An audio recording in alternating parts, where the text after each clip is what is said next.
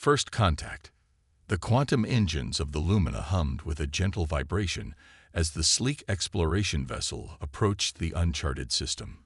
Captain Vexlar, his iridescent scales shimmering under the bridge lights, studied the holographic display with all four of his eyes narrowed in concentration. His serpentine body coiled slightly in the specially designed command chair as he considered the anomalous readings. "Science Officer Terrace, verify these energy signatures again," he ordered, his voice a melodic hiss that carried across the bridge. "This can't be correct." Terrace, a slender figure with crystalline skin that refracted light into dazzling patterns, manipulated the sensor controls with her 6 delicate fingers. "Confirmed, Captain. The signatures are artificial and consistent with controlled fusion technology. Primitive, but intentional." "Impossible," muttered Zexera, the ship's xeno-anthropologist. "The Galactic Registry shows no record of colonization in this sector. The nearest known human outpost is 17 light-years away." Vexlar unfurled from his seat, towering to his full 3-meter height. "And yet, someone is down there. Take us into orbit. Passive sensors only." The Lumina slid into position above the third planet of the system. It was a harsh world of extremes. Towering mountains, deep canyons, and turbulent oceans under a thin atmosphere. Not an ideal candidate for habitation, which made the energy readings all the more puzzling. "Thermal imaging shows clustered heat signatures," reported Terrace, "consistent with settlement patterns. Population estimate, approximately 12,000 individuals." "Species identification?" Vexlar asked. "Based on construction patterns and energy usage, human," Terrace replied, surprise evident in her crystalline voice. Zexera approached the viewscreen. "Fascination overriding protocol." "But how?" "The Proxima expedition was lost over 200 years ago. There were no survivors reported. Apparently," Vexlar said dryly, "someone forgot to tell them that." The decision to make contact followed Galactic Council protocols to the letter. A small shuttle descended to a clear area 1 kilometer from the largest settlement. Captain Vexlar led the team himself, along with Terrace, Zexera, and 2 security officers whose chitinous exoskeletons provided both protection and intimidation if needed. The landscape was as forbidding up close as it had appeared from orbit. Jagged rock formations pierced the rust-colored soil, while a relentless wind carried fine particles that scratched at their environmental suits. The settlement came into view as they crested a ridge, a collection of structures that blended into the natural rock face, with only the glint of solar collectors betraying their artificial nature. "Impressive adaptation," murmured Zexera. "They've built with the environment, not against it." "Captain," Terrace called out suddenly, "I'm detecting movement. Multiple life forms approaching from 3 directions." Vexlar raised a clawed hand. "Hold position. First contact protocols." They didn't have to wait long. Figures emerged from concealed positions in the rocks. Humans wearing fitted suits of an unfamiliar design, their faces partially obscured by breathing apparatus. Each carried what appeared to be a crude energy weapon, though none were pointed directly at the aliens.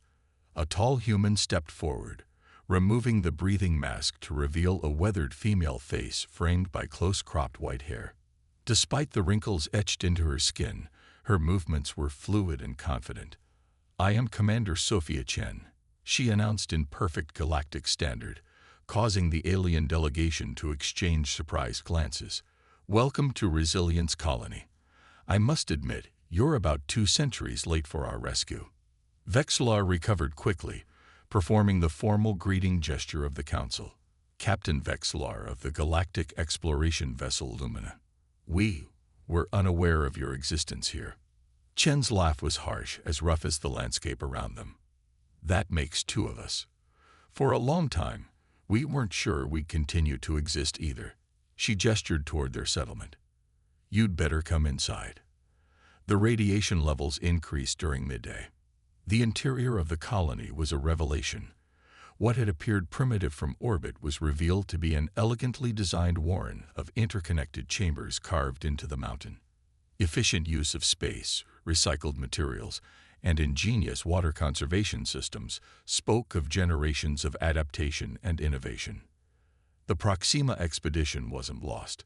Chen explained as she led them to a central chamber where other colony leaders waited. Not entirely.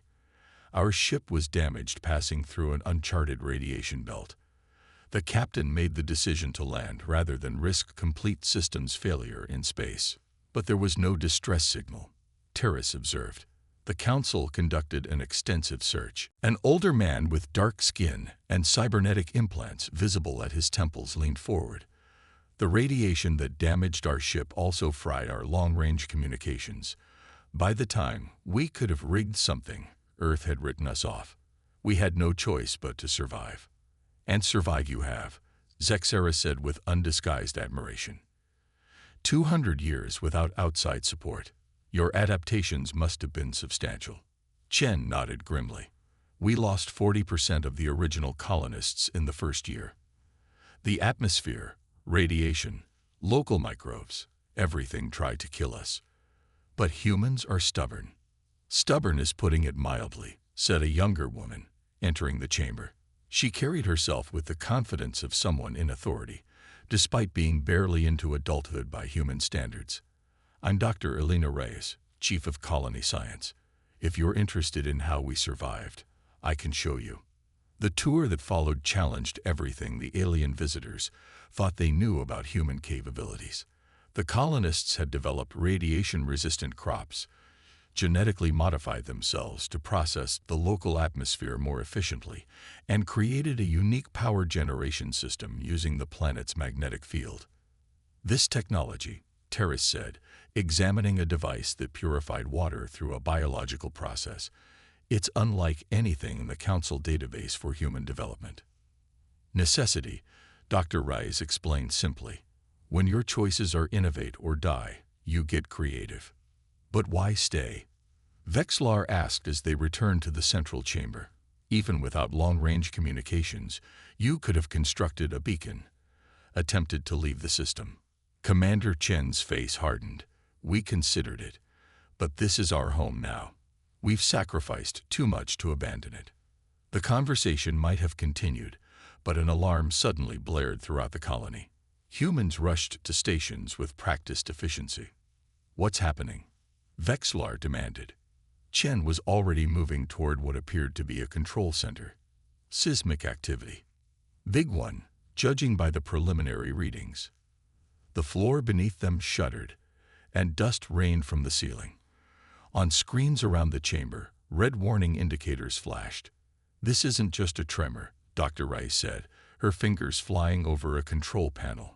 The entire fault line is shifting. If it ruptures completely, it'll collapse the eastern moorings, finished a grizzled engineer, including the main power regulation system. Chen turned to Vexlar, her expression grim but determined. Captain, it appears your visit has coincided with a planetary crisis. If you're offering help, now would be the time.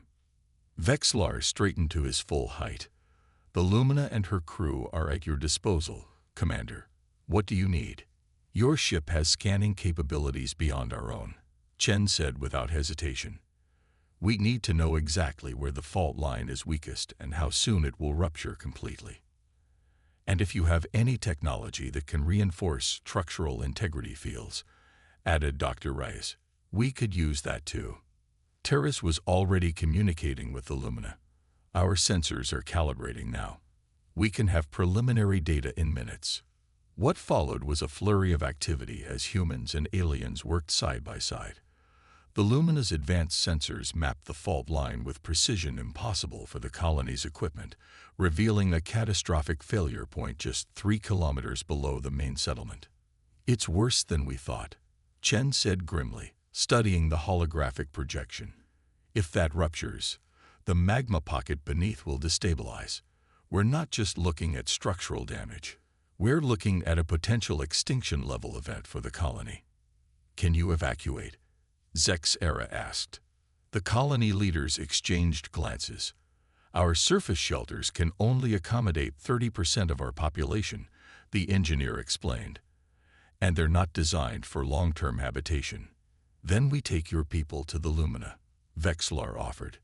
At least temporarily. Chen shook her head.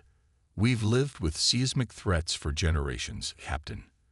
Evacuating is a last resort. We need to try to stabilize that fault line first. Dr. Reyes stepped forward, determination in her eyes. I think I know how we might do it, but we'll need your help. The plan she outlined was audacious, combining the colonists' intimate knowledge of the planet's geology with the advanced technology of the Lumina.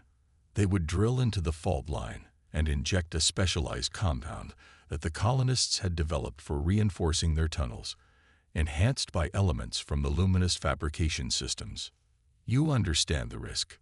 Vexlar asked Chen privately as preparations were made.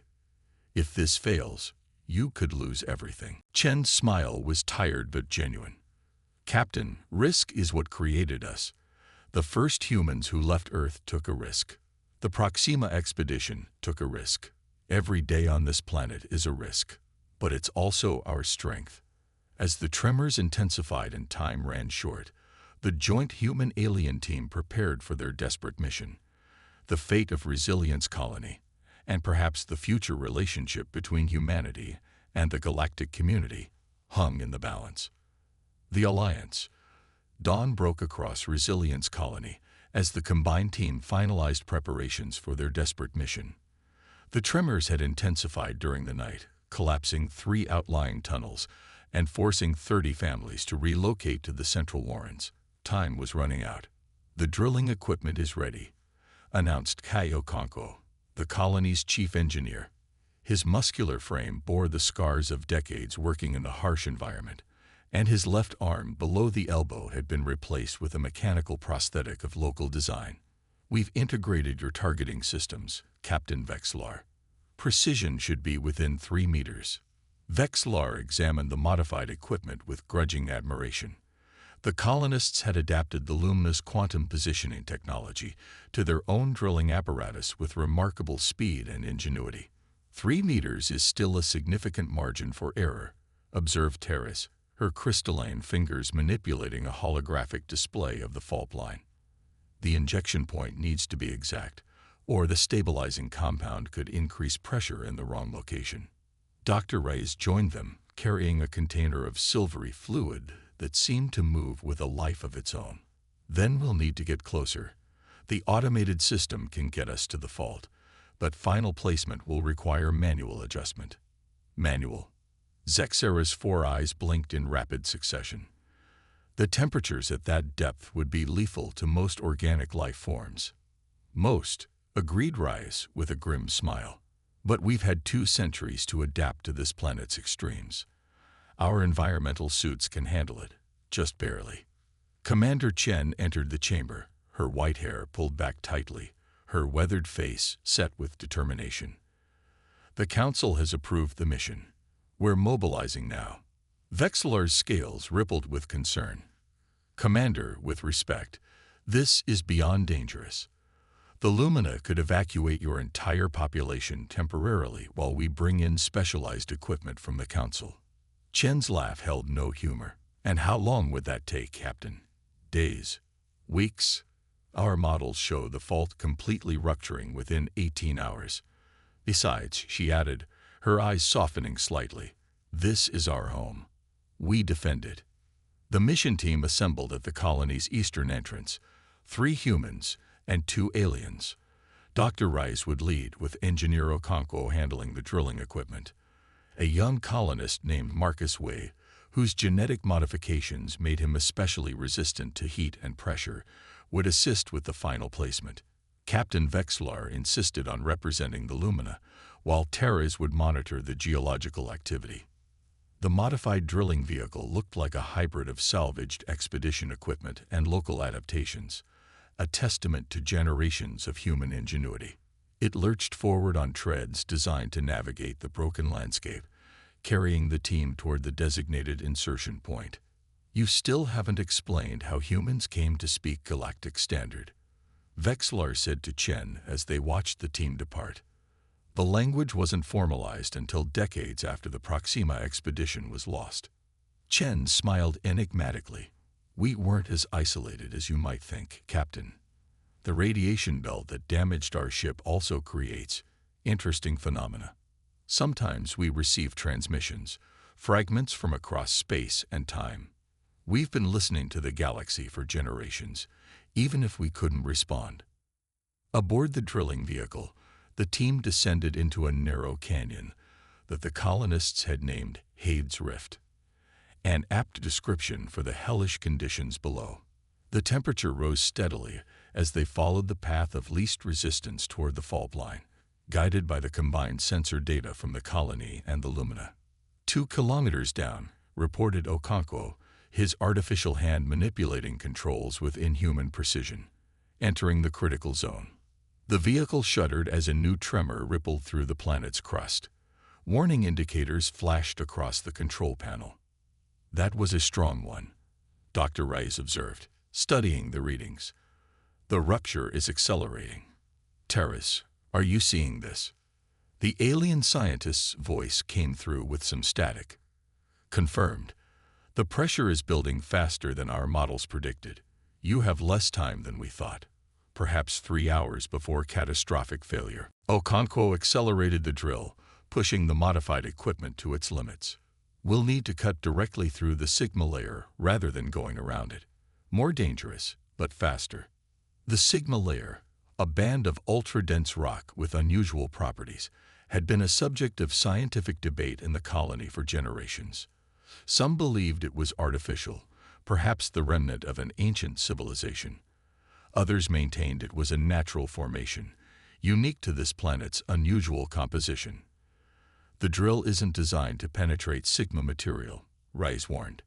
It wasn't, Okonkwo agreed, until I modified it last night with components from your ship, Captain. Theoretical, but it should work. Vexlar's scales darkened slightly, the equivalent of a raised eyebrow. You adapted quantum phase technology overnight. Like the commander said, Marcus Way interjected with a grin, humans are stubborn. The drill engaged the Sigma layer with a high-pitched whine that set everyone's teeth on edge. For 30 tense seconds, it seemed the modified equipment would fail. Then, with a sudden lurch, they broke through into a cavity beyond. Unexpected void detected, Terrace reported from her monitoring station. Natural or artificial? Unknown, replied Reyes, but it actually works in our favor. We can use it to access the fault line more directly. The vehicle navigated the cavity, which appeared to be an ancient lava tube that paralleled the fault line for nearly half a kilometer. At the optimal injection point, they halted. This is where it gets interesting, Okonkwo announced. The injection must be placed exactly at the intersection of the 3 stress lines. The automated system can't maneuver precisely enough in these conditions. Manual placement, Way said, already checking his environmental suit. I've got this. Dr. Rice placed a hand on his arm. We'll go together. 2 sets of hands, double the chance of success. The preparation was methodical. The specialized suits, products of generations of colonial adaptation, would protect them from the worst of the heat and pressure, but only for 15 minutes at most. They would carry the stabilizing compound in a modified container, place it at the exact coordinates, and activate the catalyst that would start the reaction. If this works, Terrace observed over the communication link, the compound will spread along the fault line, creating a flexible reinforcement that moves with the planet rather than against it. Quite brilliant, actually. And if it doesn't work? Vexlar asked. Okonkwo's laugh was grim. Then we get a front-row seat to the end of our world. The airlock cycled, and Rice and Way stepped out into conditions that would kill an unprotected human in seconds. The heat was visible as rippling waves in the air, and the pressure made every movement a struggle.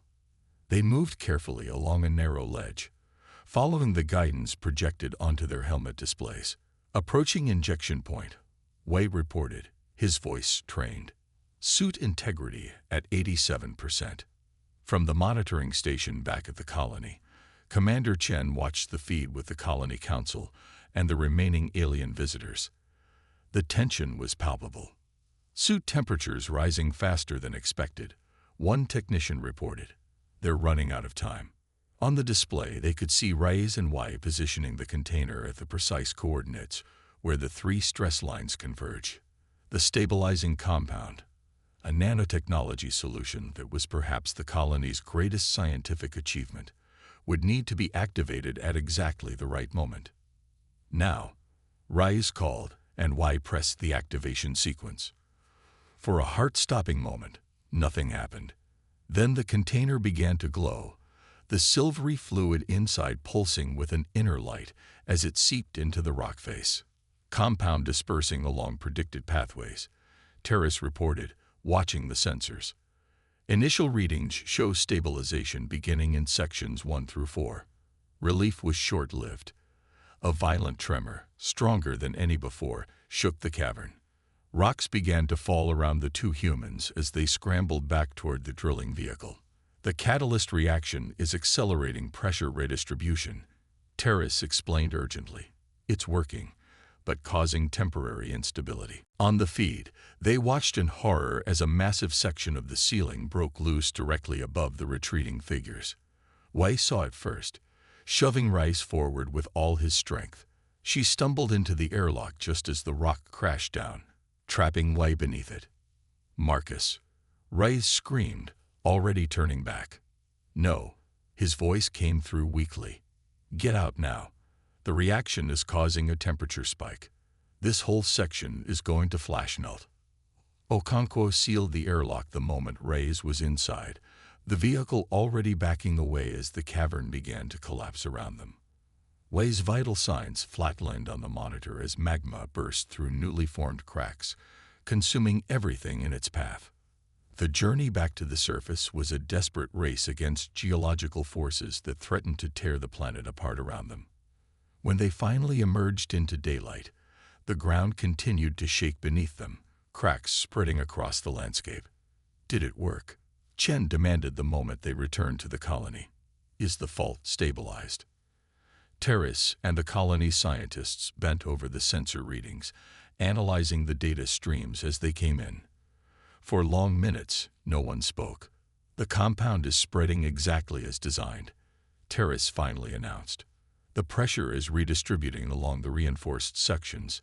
The fault is holding. A cheer erupted from the colonists, though it was tempered by the knowledge of Wei's sacrifice. As the tremors gradually subsided, humans and aliens gathered in the central chamber for a somber celebration. Your people have accomplished something remarkable, Vexlar told Chen privately. Not just surviving here, but thriving. Creating technologies that even the Council hasn't mastered. Chen nodded, accepting the compliment with quiet dignity. Necessity has been our greatest teacher, and yet I can't help but wonder what we might achieve with access to the resources of the wider galaxy. That, said Vexlar, is precisely what I intend to propose to the Council. Your colony represents not just a remarkable story of survival, but a potential ally with unique perspectives and technologies. Days later, as the Lumina prepared to depart, a formal agreement was reached. The colony would remain independent but recognized by the Galactic Council. A communication relay would be established in orbit, ending centuries of isolation. Select colonists would have the opportunity to travel to Council worlds, sharing their knowledge and learning from other species. In a ceremony marking the new alliance, Dr. Rice presented Captain Vexlar with a container of the stabilizing compound, a gift of incalculable value. This is but one example of what humanity can offer, she said. There will be many more. As the Lumina rose from the planet's surface, Vexlar watched the colony recede on the view screen. In just days, his understanding of humans had been fundamentally changed. They weren't just another species finding their way among the stars. They were survivors, innovators, beings who faced impossible odds and refused to surrender. Set course for Council space, he ordered, and prepare a comprehensive report. The galaxy should know about Resilience Colony and what we found there. And what exactly did we find, Captain? Asked Zexera curiously. Vexlar considered the question carefully before answering. The future, he said simply. we found the future.